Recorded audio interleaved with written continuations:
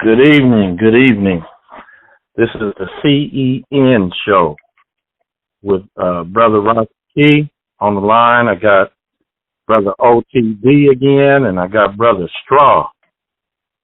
And we about to continue with the Neely Fuller Jr. show from August 11th, 2020. This is an analytical dialogue of what he was talking about. How you brothers doing this evening? Start off with Brother OTD. How you doing?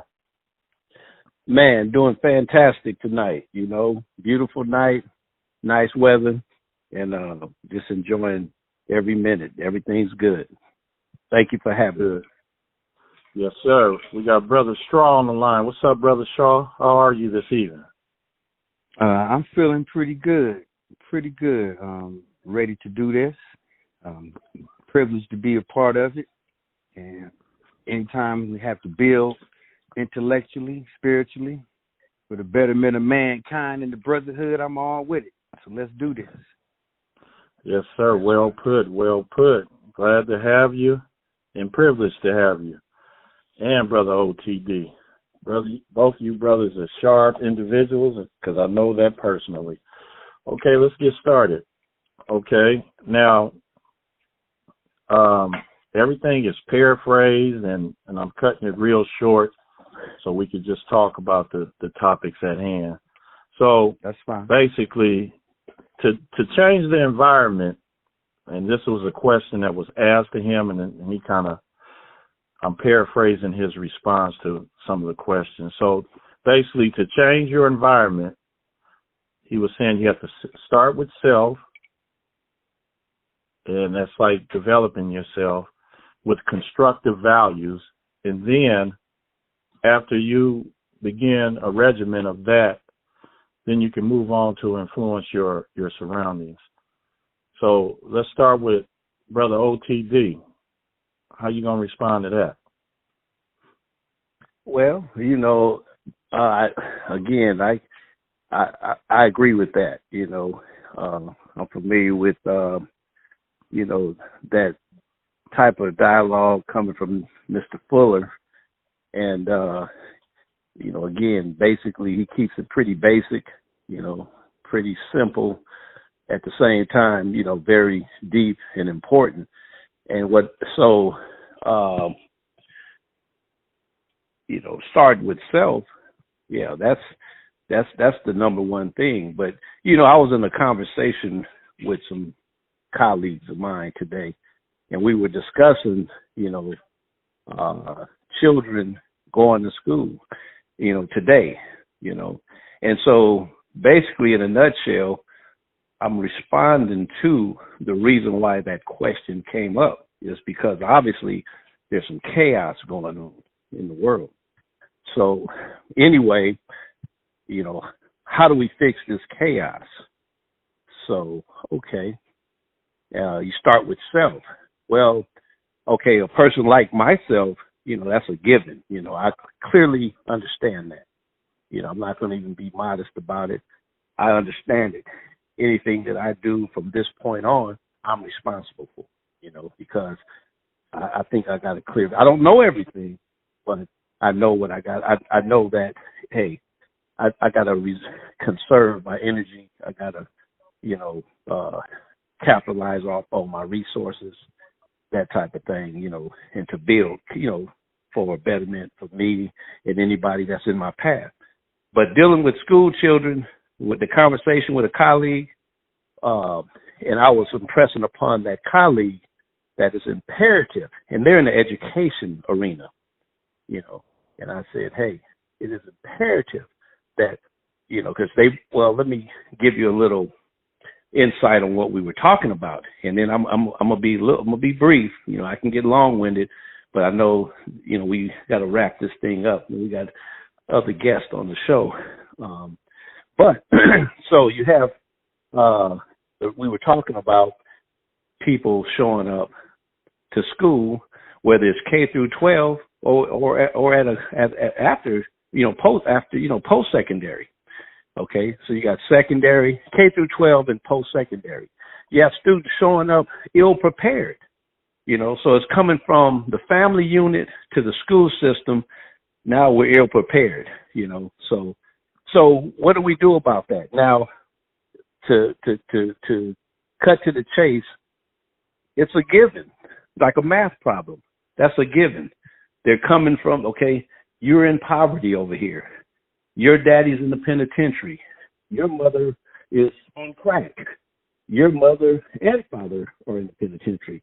Your mother and father are both on crack or whatever. And I said that to say just, you know, to make it extreme but real. And so these are young children that are in the world that are growing up. And the young children become adults, young adults and then adults, you know. And so at the end of the day, who's responsible for making that change or trying to impart change or try to help?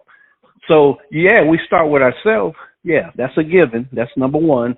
But in order to see the environment change, you know, everybody, all hands got to be on deck.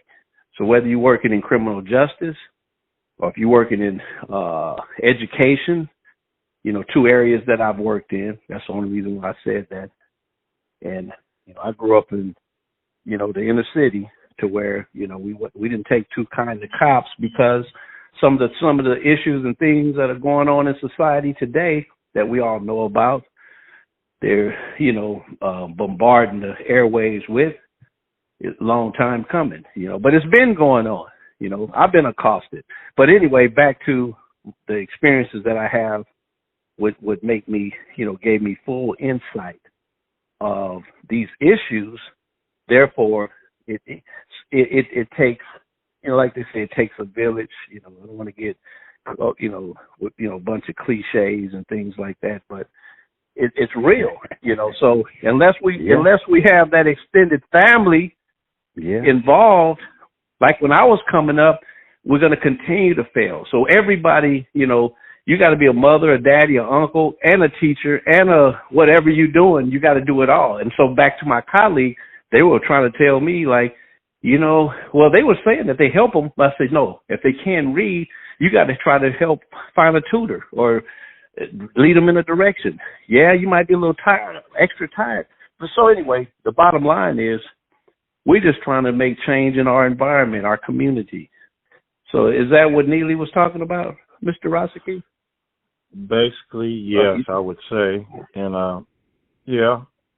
Okay, Brother Straw, your comment on it. Reiterate the question. Basically, to make your environment better, it starts with you developing constructive type values. And then once you are in the practice of being a constructive person, then you move on to your environment to start influencing it to be constructive also. Oh, okay. Well, one should look at one's environment and see if it is a conducive one or not. Just make sure that your surroundings are people that are positive, people that are not about things that are going to get you in trouble or lead you down the wrong path. If you want to know the type of person you are, look at your friends. You know, you're only going to hang around who you're like. If you're into sports, that's who you're going to hang around. If you into skateboarding, that's who you're going to hang around. You into music, that's who you're going to hang around. You into dope, that's who you're going to hang around. So it ain't hard to tell. It just depends on what you're interested in. Now, if you're interested in being positive, you got some ambitions, then you're not going to surround yourself with that type of anything that's counter to that or that can threaten that. So once you establish that and you get on that path, then the other avenues will come into play where you'll be invited here or you'll recognize this place to hang out, and then those will be the environments that you have a positive impact on. So, I mean, you can't save the world. We want to save the world, but the world don't want to be saved. So what do you do when you go up against people that don't want to be saved? But there's enough people that do.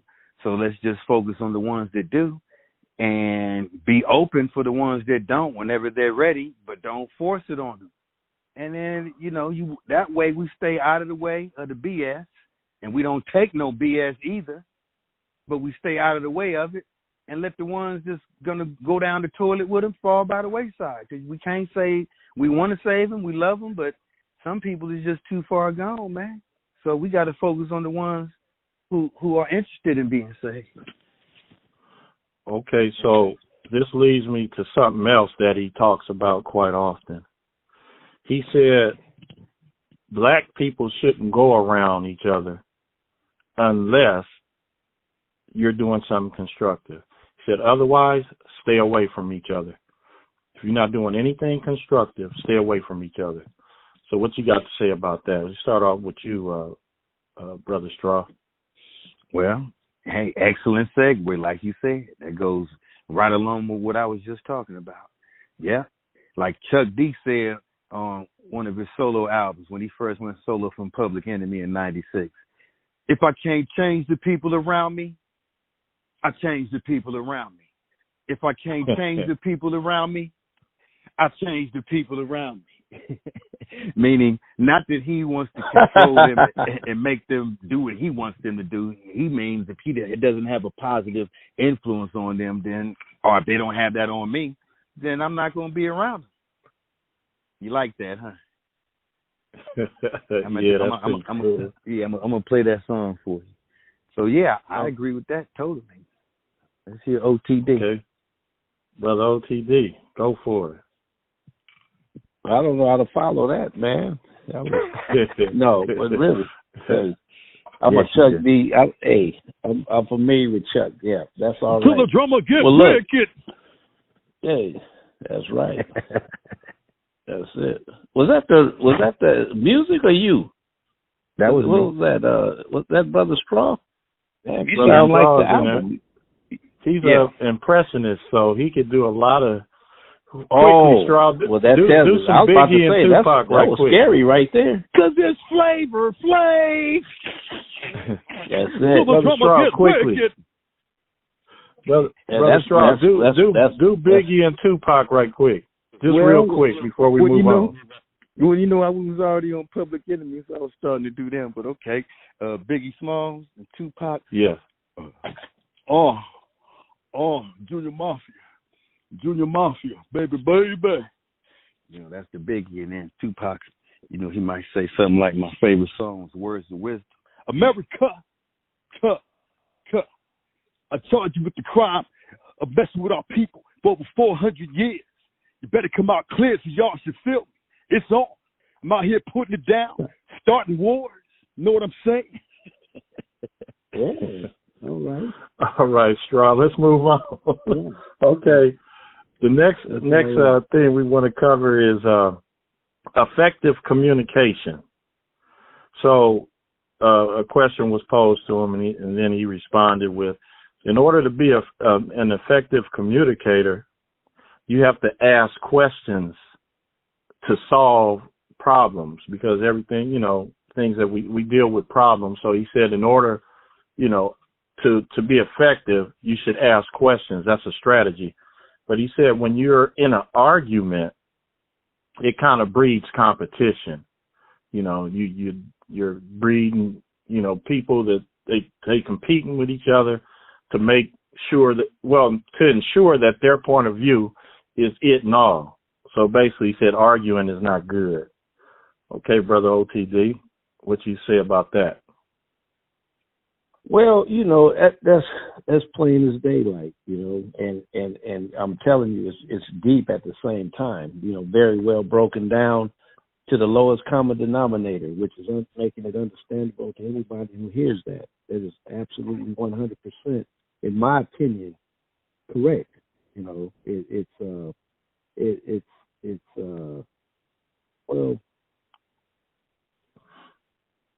Hold on, I'm getting some interference. Hold on a second.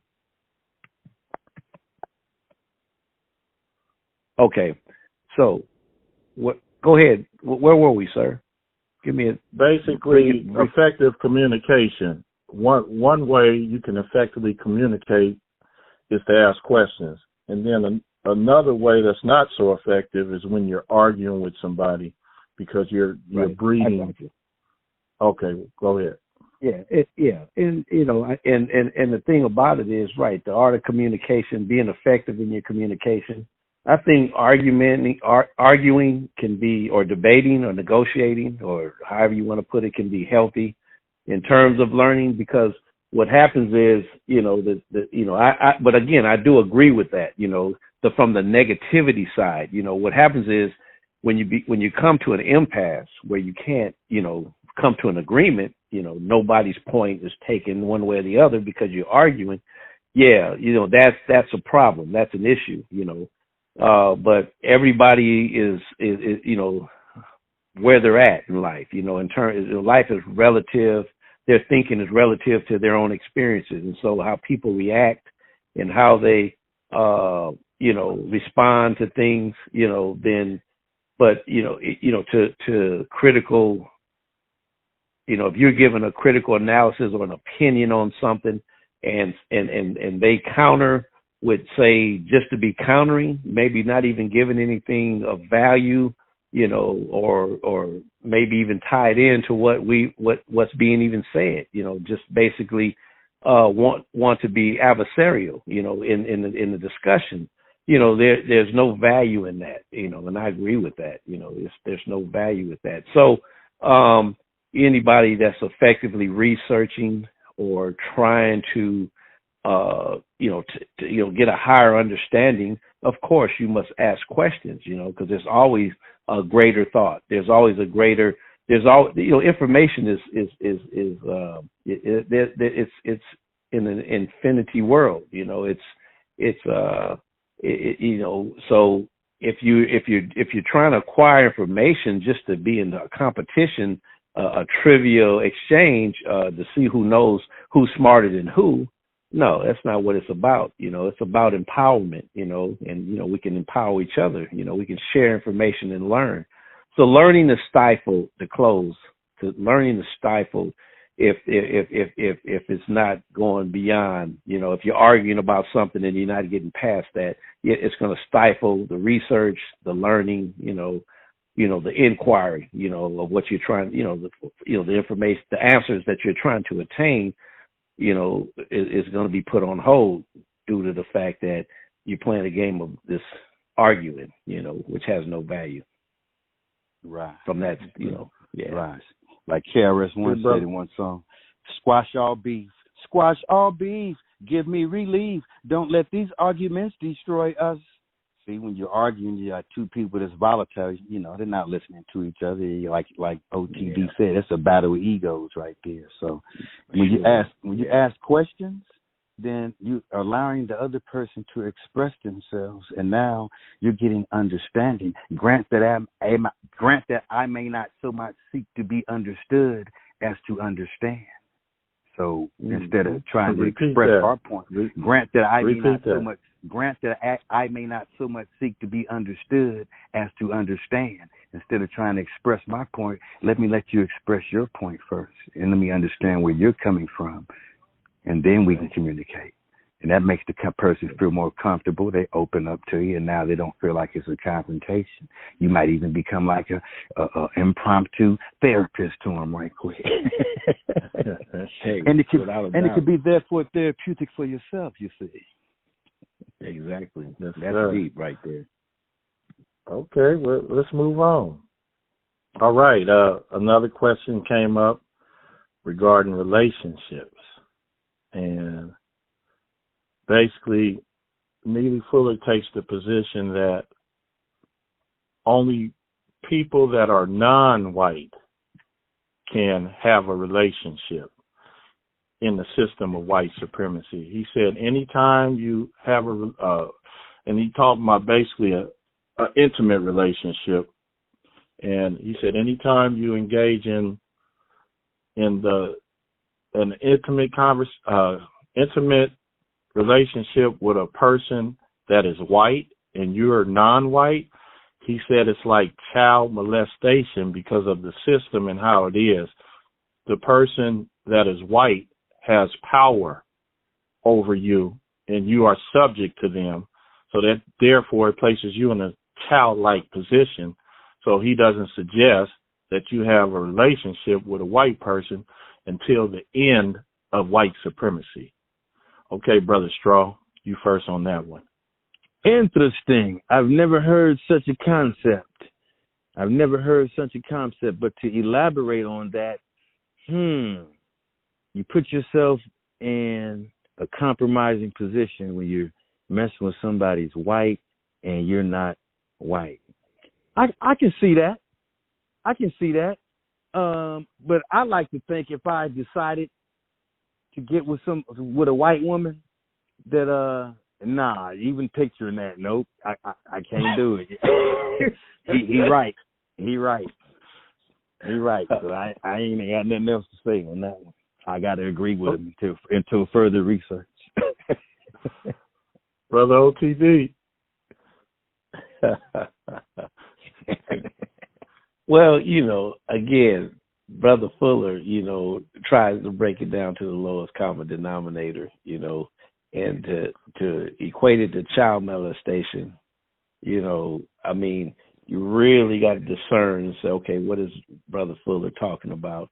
And what I see is basically in the system of white supremacy, it's a structure, and there's do's and don'ts, or wishes, put it that way, that they have wishes of the way they want things to be, and that's what white supremacists are alarmed about, is because of their way of life is what they have been accustomed to doing, and the lifestyles that they've been accustomed to having, based on the structure that they live, that they perpetuate, they perpetrate and perpetuate. So I can see. So I'm assuming that he's saying that it's kind of like under the law of white supremacy. That's one of the no-nos. You don't do this, you don't do that. So he's making it equivalent to that. But anyway, at the end of the day, saying that you're putting in a childlike manner and all that kind of stuff. I mean, I guess, like I say, I didn't listen to that portion. You pretty much read what the statement was, but to be put into to be perceived as a childlike manner, I mean, again, under white supremacy, under the system of white supremacy, they'll call you boy, they call you the black women girl, so so if that's what he's referring to, that not so much that you are that, it's just that this is what's reflected under that umbrella. This is how they trip. They looking at you, they're referring to you as you're just a kid. You're 3/5 of a human being. You're a nobody. You're not an essential personnel here. You're just you're in the background. So, but anyway, I guess I agree. When I say I guess, because it's kind of abstract in a way when he uses analogies and things like that, and I'm gonna make the assumption that this is what he's talking about, more or less, is that the system of white supremacy projects this ignorancy, and therefore, so he's saying, hey, you're better off not partaking in that. You want strife in your life? Go down that road, then. Yeah, pretty much. So you can save yourself a lot. You can save yourself a lot of trouble if you just make some wise decisions. That's right. Now, if you love a white woman, and that's what you want to do, hey, have at it. But he's saying that what he's saying is, if you want this strife in your life, if this is what's happening under this system, under this structure, so beware. That's it. Yeah. That's it. That's right. That's pretty interesting that you put it that way. That it'll bring you some strife, and it could potentially, but basically, let me sum it up. Okay, well, let me sum it up. to so people can further understand.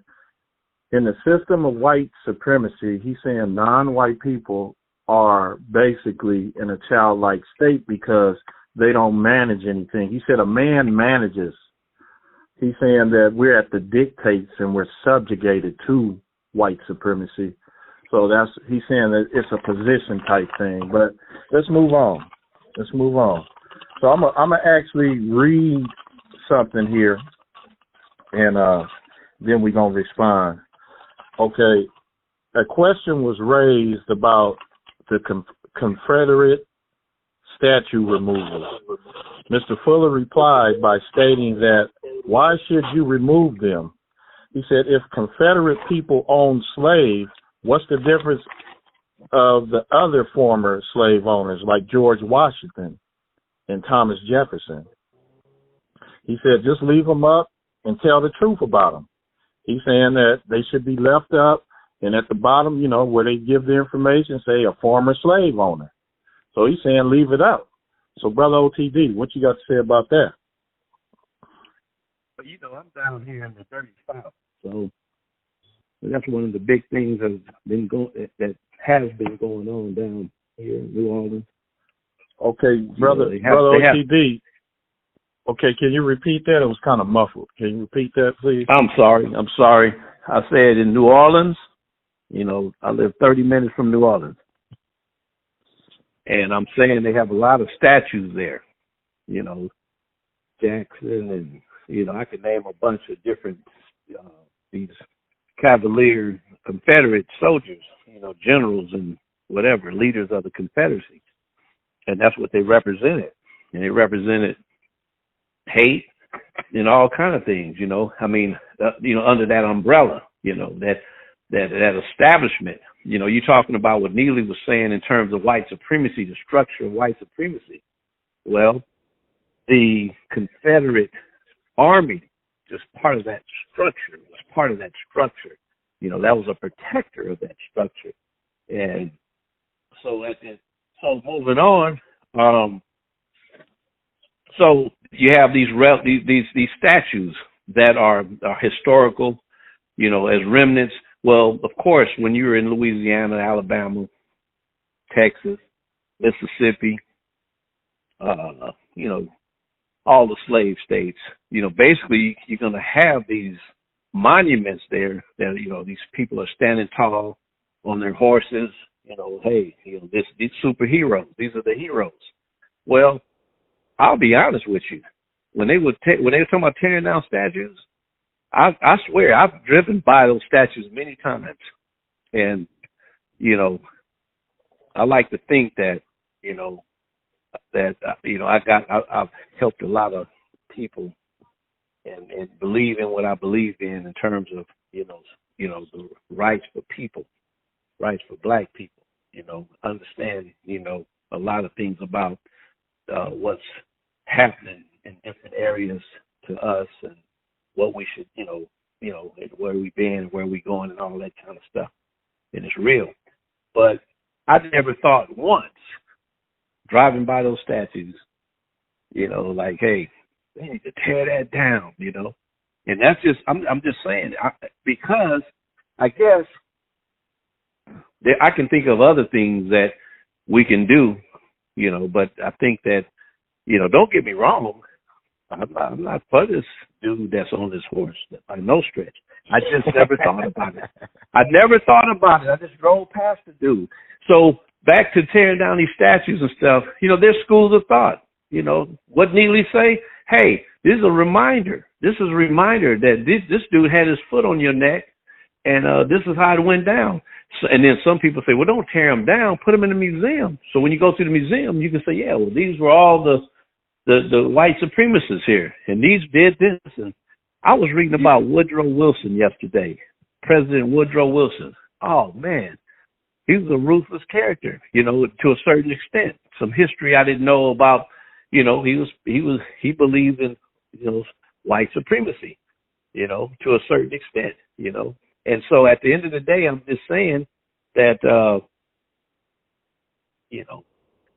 like our president say, it is what it is, right? So Overt and covert.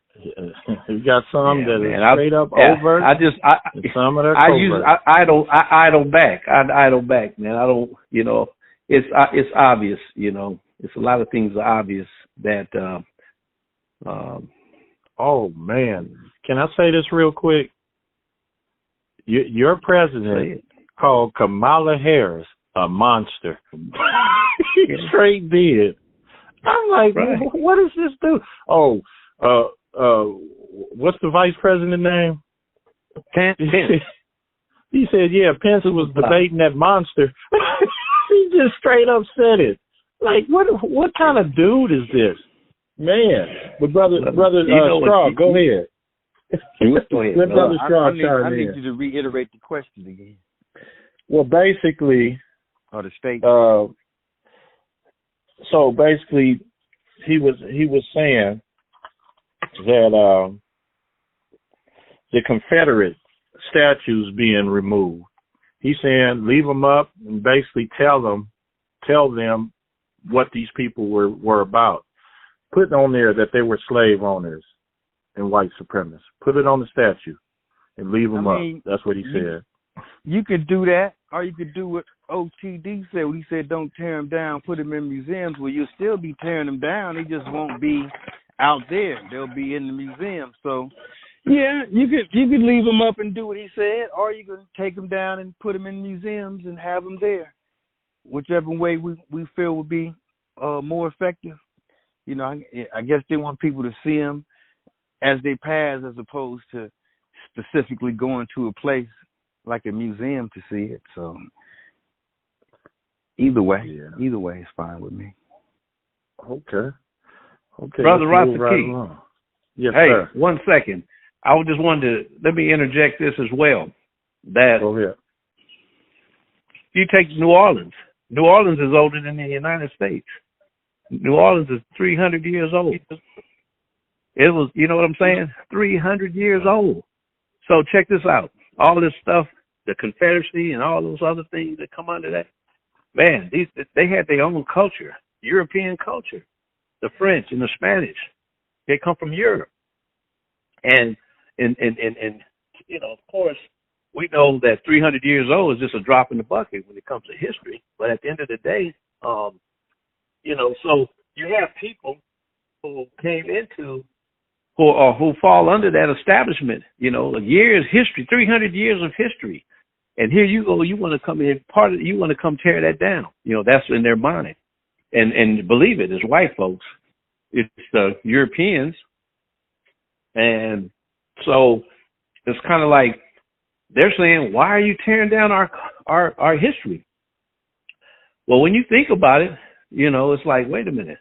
United States and European values and all these other things that, that falls under this system, and now you want to tear down, it's like when the guys kneel at the Star Spangled Banner. They say, well, part of that song, they talking about slavery or whatever, It's like they didn't write that song for us, So I'm saying that, you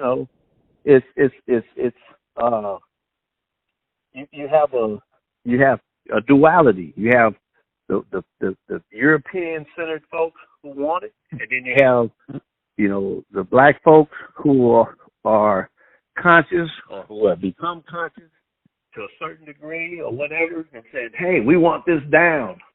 And I'm saying, I think I've been conscious since I was 15.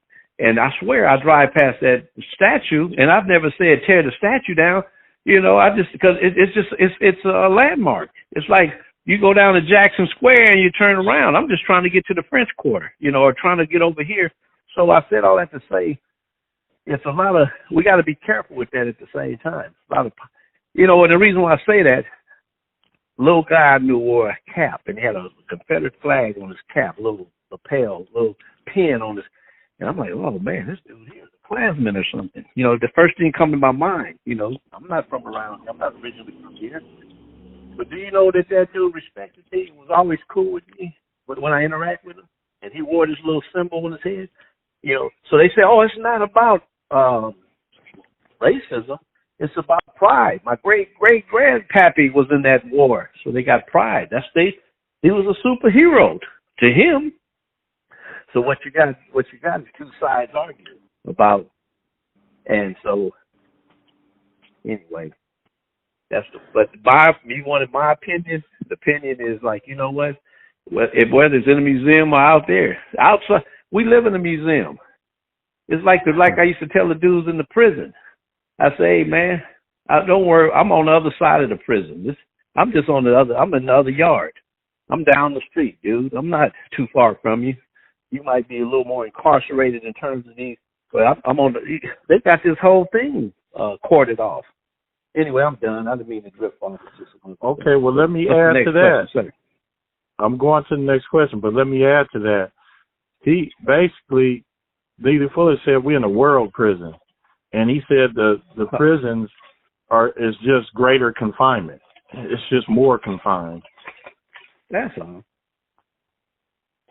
We on the other side of the jail, man. That's all. You on the other side of Yes, sir. Yes, sir. So let me continue here. So I'm gonna start this off with talking about this because it basically Neely Fuller said that a question came up and he started talking about math. He said that math is a difficult subject to teach for teachers, and then it's a difficult subject for students to learn it. And you know what? I got to thinking about that because I do teach math. I've been teaching it for 25 years. And I noticed that a lot of the children that I teach or the high schoolers that I teach, a lot of them are really not all that good with the basic skills. You know, you just have maybe I would say anywhere from 25 to 15% of the students that can actually do math pretty good. And then you have a host of about 75% of the students struggle big time. And I have my own thoughts about why. I even wrote a paper about it. But I could save that for later. I just want to hear what you guys think about that. Why do you think? Matter of fact, let me just say this before I get to you guys. I always tell my students that the definition of life is math, and the definition of math is life, because math is straight up and it's logical and all of that. So with us being in a situation or an environment, a world environment, where you have a lot of confusion and people are dogmatic and crazy and don't know how to interact with each other, poor, relating skills to each other. I'm thinking now that this had been said, now that I've been teaching so long, this is the reason why we do not think mathematically. And if we did, I think we would be better off. So that's just something that I was throwing in there. But, okay, Brother OTD, you start off on this one. Well, mathematics. So yep. Let me ask you this. What's the question? The question is, it's basically a statement. Okay. Yeah, the question was raised. I don't even remember the question, but the gist of it came down to math. So basically he's saying that math is a subject that teachers have an issue teaching and the students have an issue learning it. Okay, and so since you're a math teacher, could you share with your why? Oh, so you want me to go ahead and go? And I want to piggyback after your why. I want to hear your why. Okay, I really do. This is okay. I wrote a paper about it. It's called the positive math perspective, the elimination of negativity. So basically, I concluded that students, when they're in the lower grades, they come to a point where they had some type of experience that kind of stunted them from learning the basic skills, the four basic operation, which is addition, subtraction, multiplication, and division. These are the pillars of mathematics. If you know the basic skills, or if you can recall the basic four facts and have that memorized in your mind, you can learn any math. I have established that. So when a student don't have a positive experience while learning math, they immediately start shutting down, and then they don't, they kind of get stunted. I would say that's almost a fact, because I've been dealing with students where they just shut down and they're afraid to even ask questions. So go ahead. I could talk more and more about that. Yeah, well, no, and you know what? The only reason why I asked you to do that, because I already felt, and I know you were going in that direction, and what I was going to say, but I paused. I wanted to hear, your iteration on, but it's dead on it. But I believe, in my opinion, what you're saying is preparation, and I think, and it's emotional, and you hit on that subject as well. Being prepared. Now I recall my own experience.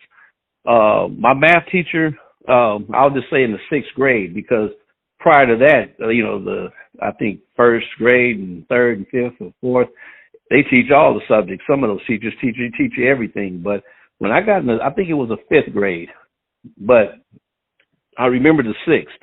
That particular math teacher was very dynamic.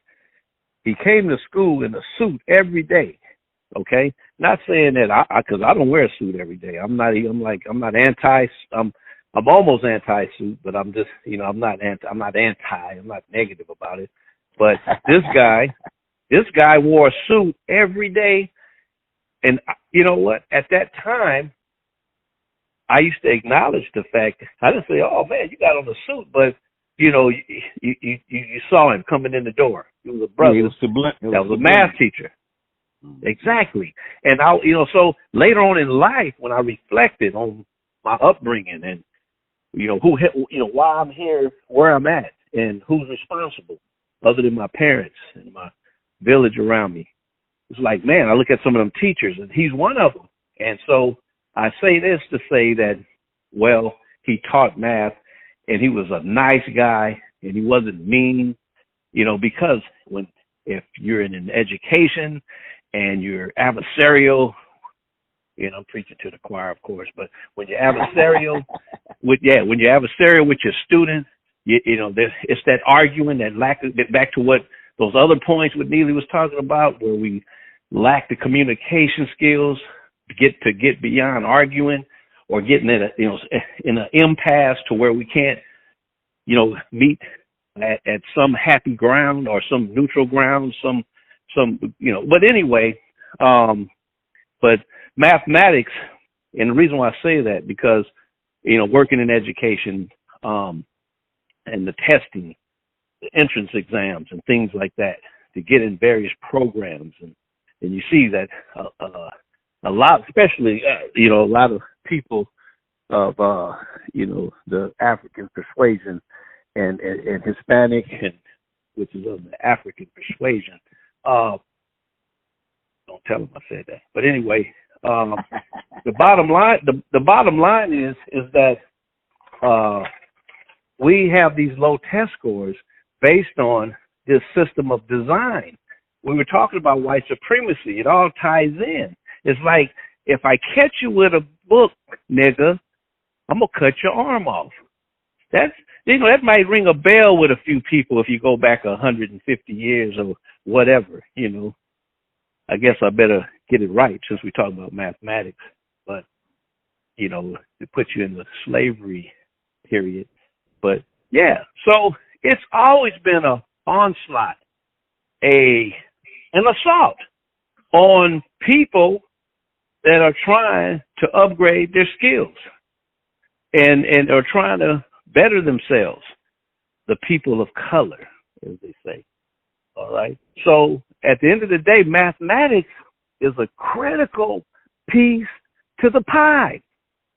That's why before I leave this planet, I said, I'm gonna get me a mathematic credential. I'm gonna be a certified math teacher. I'm gonna add that to my repertoire. It's interesting that we've been talking about that because Mr. Moore, what's that? Not Moore, Rosaki. My bad. Rosaki, my Scotty. Remember, this is just off the dome, folks, so don't worry about it. But anyway, I will tell you. So listen, I'm gonna close it.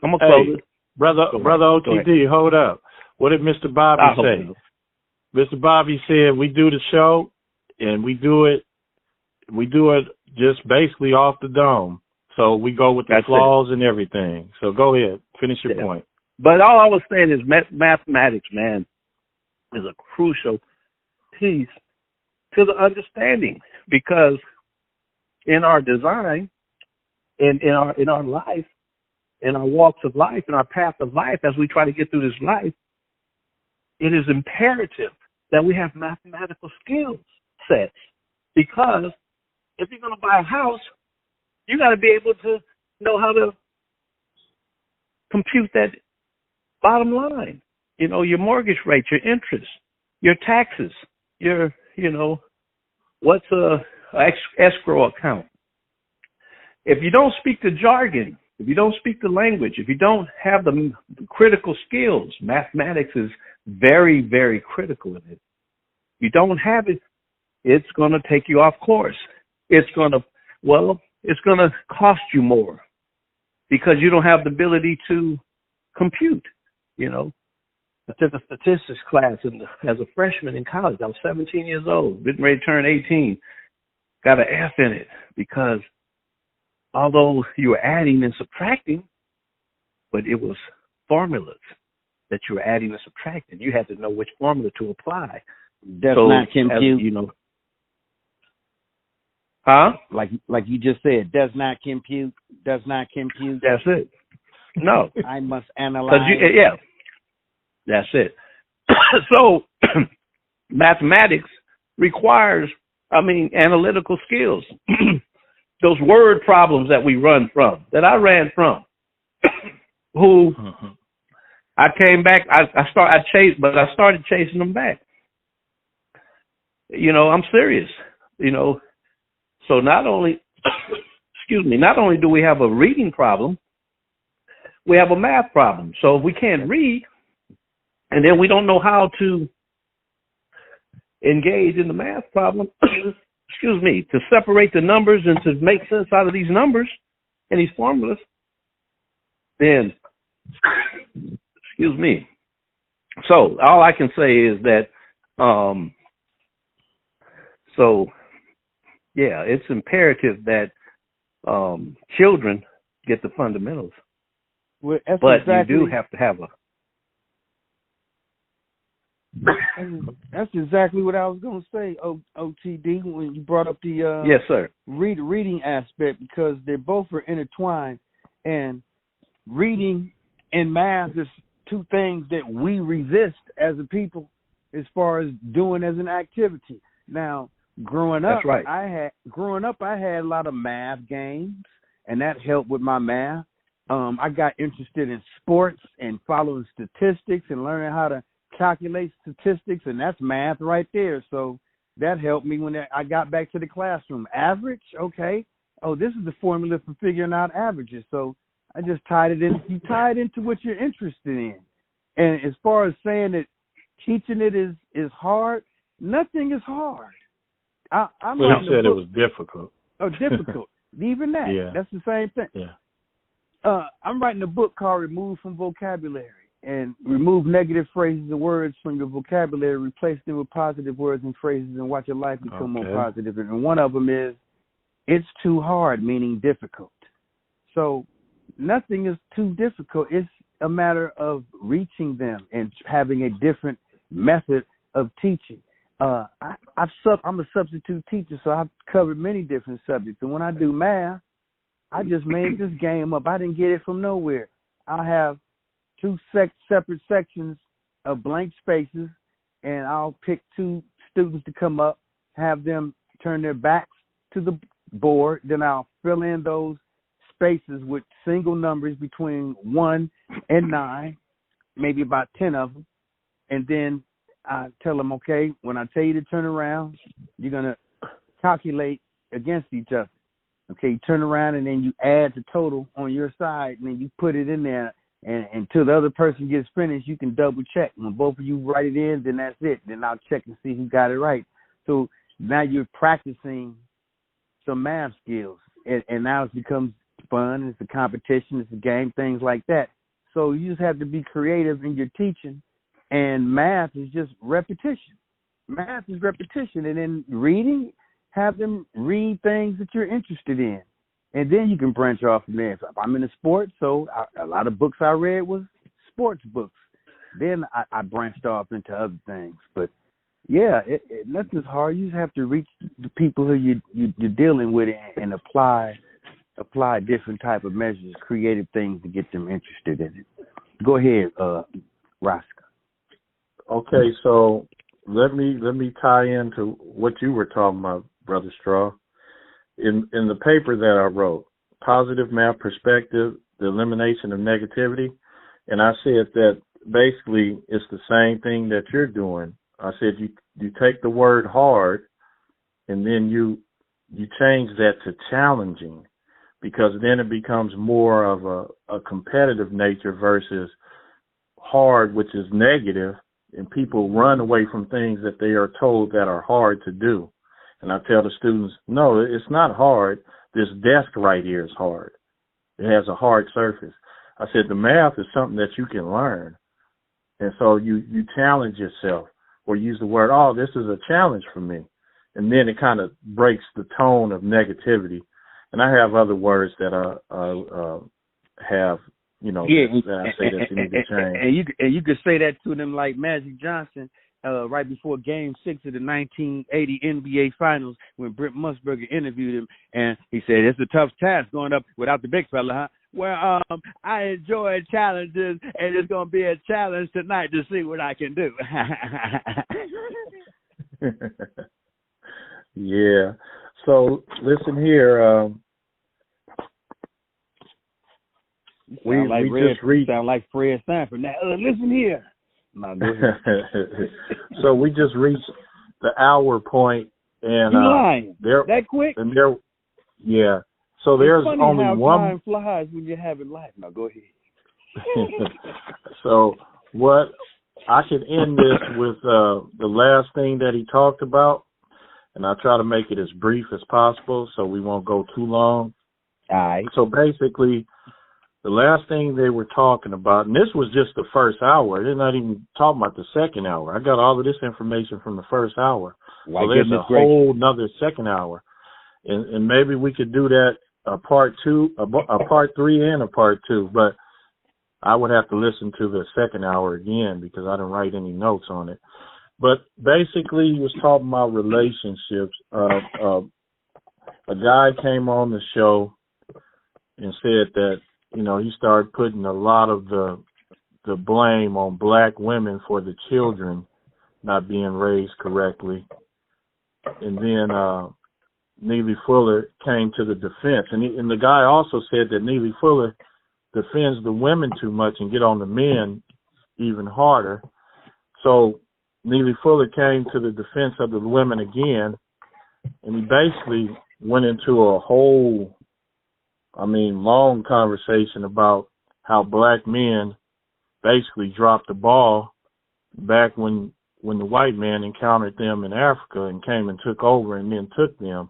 So basically he was saying that, both of us, the woman and the black woman and black man are on equal footing. We can't blame each other, basically. But he said that, back in Africa, we were kings and we had all of this knowledge. He said, now, if that's the case, how did these white people come in with a few of them and come and take everything and then put you in a position of subjugation?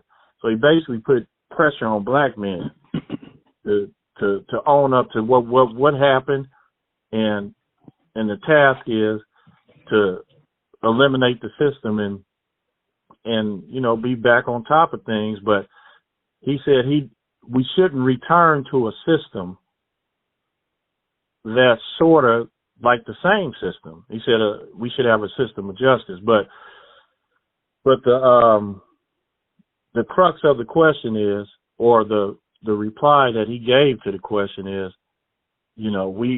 we dropped the ball. Black men dropped the ball, and so we can't say nothing about the black women. So, okay, Brother Straw, you go ahead and go first, and we'll end with Brother OTD. Well, hey, it's both party side. Black men have dropped the ball, but black women help contribute to that because, the poor choices in men help perpetuate the man continuing to have the ball drop. If their standards was higher, then it'll make the brothers come correct. Since their standards aren't high, then brothers is falling off. You see, but maybe it's not their fault. They only going by what they've seen. So it's about even. That's all I got to say. Brother OTD. Well, in a nutshell, it's, somebody told me a long time ago, you got to be accountable for yourself. You got to be accountable for your own actions before you, look at others, blame others, and that type of thing. But which is true. But anyway, to reflect on what you were talking about, what Neely was talking about, is that I think if you go back in time when slavery, if he's talking about slavery when they, according to a lot of readings, a lot of statements, there was some, there was a few black folks involved from time to time. I think everybody, getting their hustle on and that type of thing, but it became a massive empire. Why, when it got started and how it got turned into the enterprise that it did, the structure that it did. Hey, but at the end of the day, the fact that somebody, put you on a slave ship, and a lot of people don't believe that even happened, but I'm not here to debate any of that, because we wasn't around when none of this transpired. So, and back to, what Neely's talking about, he reflects on history, but at the same time, we got to deal with the now, and as practical as he is, you got to be accountable for yourself, and you can't allow yourself to be put in that position, So it goes back to being prepared in mathematics, your stepping stone years and matriculating through school and becoming a scientist or, but we all know that the school system has a curriculum. You work in education, and the curriculum that is presented, you can't change that. Classes I've taught over the years. I taught that, but I always used to say I taught truth. And by the way, you'll get a little of this too while you're here. Exactly. This is what you paid for. This is what you paid for. So I got to give you this, but you need to check this out. And so so moving forward, so I think in a nutshell, he's right. Because he's well thought. He thinks it out. So it's not even a debate or an argument with him. It's more or less, the question that you're asking me, do you agree with this? Do you not agree with this? It's an analytical dialogue, so you just analyzing it and we talking about it. Right, basically. Exactly. No, I was just I wasn't directing at you per se. I mean, like hey, even if he is more partial to the women, that's fine. That should make the man step up. Well, exactly. Let's deal with the now. Like you say, okay, that's a given. Now, what do we do from here? And like you say, that's a good point. They do have to make choices. People that have daughters and nieces and sisters or whatever, or mothers, they that female to, if they're going to, spend time with another male, you don't want your loved one to be in a situation to where it's going to bring her down. So it's no question. At the same time, she, for herself, she should want to desire that. And so back to the emotional side of things, it's like if they do not desire that, not so much want to put down somebody, but just stay on this path of, truth and not get involved in anything that's going to detract or take away from, their situation, their movement, their positive motivation, then okay. If so, there's something going on there. There's a breakdown. One of the engines is broke down. Something has failed, and so therefore, why are they pursuing this kind of situation? How did your self-esteem get so low? And that's what self-esteem might seem, and the thought took years to build. Yeah. Ooh, wow. Say that again. Self-esteem might seem, and the thoughts took years to build. Okay, I have something for you, Brother Straw, and we about to end this. Okay, I want to knock down some of these stereotypes when it comes to relationships. And they have a saying, happy wife, happy life. Now, I think that's one-sided. Brother Straw, can you come up with something to say happy life, happy us, instead of, happy wife, or, can you come up with something? Yeah, I'll pick it back off what you just said. Happy us with less fuss. Oh, that's a good one. Yeah, happy us. Why it's got to be directed toward the woman, that she got to be happy. How about us being happy? Yeah, go ahead. But now, so why do you think that? Why do you think that is being direct? That statement is being directed in favor of them. Well, I think it's something that was it had to be something that it's the vision, if you ask me. Well, I'm just saying, if you have a happy wife, if your wife is happy, you want your wife happy, correct? Yes. Yeah. What about happy us? No, are you? No. What I'm saying, I get it. I get what I know. I know the phrase. I know that, but I'm trying to be advocate on the other side. Trying to listen. All I'm saying is, you want your wife to be happy. Okay. So if she's not happy, then it's you're right. It's not a happy life if she's not happy. Yeah, it's not. I wouldn't even have took it. I wouldn't have took offense to it as what about us? No, I would have been like, yeah, make the wife happy, because if she happy, chances are she gonna make you happy. I think that's what they're trying to encompass. She's gonna do things to make you happy if she happy. So you included, but you included in it. And Brother Rasaki, and not so much. I get where you're going with that. It's more or less. It seems like it's slanted to where, in other words, like we have to bow down to them or to make them happy or whatever. At what cost? But at the end of the day, what I'm saying is, though, my daddy, who's gone away, bless his soul, rest in peace. He had an old saying. He said, "Let them have it."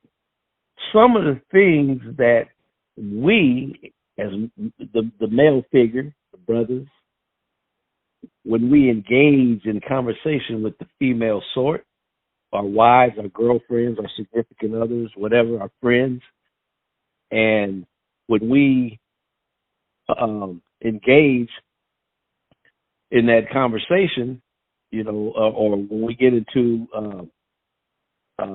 debates or whatever. So think about, hey, I go by this woman's house, we hang out, or we go out to eat, whatever. So throughout, or I'm with my wife, we're sitting here watching TV, or we're doing this or that. at what point is there a problem? When does the problem break out? When is there a problem? So that's the thing, and that's something that everybody got to work on, is that sometimes we react and overreact to things, on both parties, we do. So my thing is, it's like, all I'm saying is that what I've identified, I can't speak for you, but what I have identified is a lot of the times when there's an impasse in my household, which is not too many, but it happens just like anybody else's household, when there's an issue, you know what? I'm like I say, I'm in a standoff. Like I say, I'm in a standoff. I'm gonna hold my ground. You know what? And I get to thinking, man, what am I holding ground for? What? It's like, I made my point. And I'm moving on. I'm not gonna hold a grudge. I'm gonna move on. And what happens is, it's kind of like it's like everybody's trying to say something in their own tone. At their own velocity, at their own speed, at their own whatever, you know what I mean? It's relative to them, and if we don't really listen to what they're talking about, or see the relevance in what they're talking about, or the value, and it might not be any value, okay? But what I'm saying is we have to listen, and then once we don't agree, then it's the art of disagreement. It's like, okay, agree to disagree. But the exchanges, they're not looking for, like say if they're wrong. My wife, it was something, we were talking about, we were working on the property or whatever, and I gave her some keys. And she said, you didn't give me those keys. I said, I handed you the keys. And so what, I'm going to sit up there and get into it. Next thing you know, we're going to argue. But you have to be conscious, and you have to do like an out-of-body experience, and look at you guys and say, what are you arguing about some damn keys for? Okay, maybe she forgot, fool. She just forgot. Don't you try to prove that you gave her the damn key, and you gave her the key.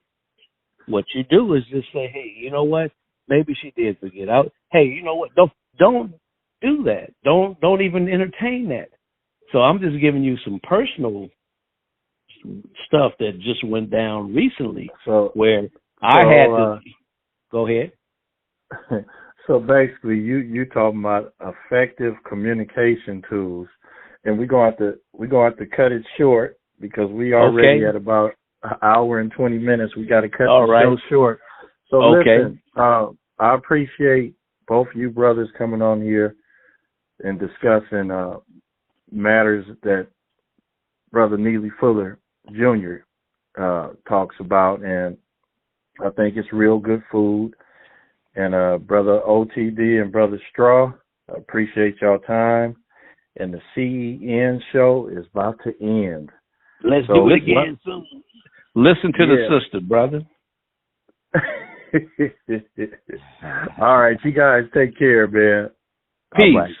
All right, Brother Pratt. Be good. Oh, whoops, my bad. All right, OT. Later.